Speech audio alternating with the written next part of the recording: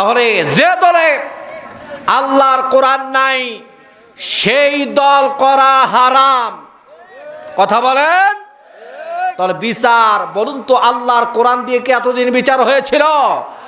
Parliament চলেছিল, আমাদের বিশেষ করে জজ কোর্ট, নিম্ন কোর্ট, হাইকোর্ট, সুপ্রিম কোর্ট, এই কোর্টগুলোতে কি আল্লাহর কোরআন দিয়ে বিচার করা হয়েছে? বিচার করা হয় নাই, যার কারণে তারা জুলুম করেছে। কথা বলেন ঠিক কিনা?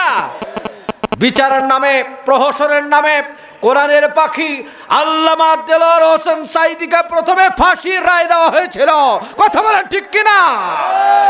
যার রায়ে গোটা বাংলাদেশের আপামার তাওহীদি জনতা রাস্তায় নেমেছে, বুক পেতে দিয়েছে, শহীদ হয়ে গিয়েছে।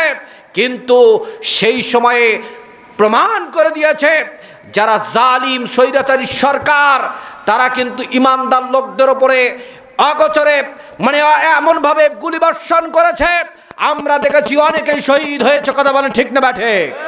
এই জন্য আল্লাহর কোরআন দিয়ে যারা বিচার ফয়সালা করবে না, আল্লাহ তাআলা বলে দিয়েছেন তারা হচ্ছে জালিম।